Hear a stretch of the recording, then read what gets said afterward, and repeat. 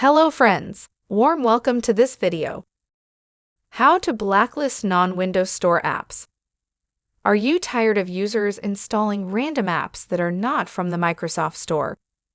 Worried about your system security or just want more control over the software being used? Then this video is exactly what you need. Let's dive straight into all the available methods and see how easy it is to get started. Method 1. Use Windows Settings. Click on the Start menu and open Settings. Go to Apps. Select Apps and Features from the left panel in Windows 10. Click the drop-down under Choose Where to Get Apps section. Select the Microsoft Store Only Recommended. Close Settings. Method 2. Disable Via App Installer Block. Open Settings from the Start menu. Go to Update and Security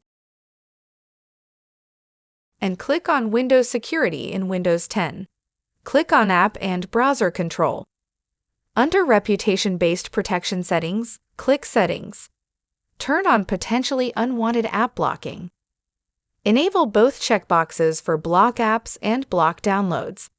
These were all the effective ways to block non-Windows Store apps on your system. Please do not forget to like this video. Make sure to subscribe to this channel. Press the bell icon to get updates on new tech support videos. Thank you for watching this video.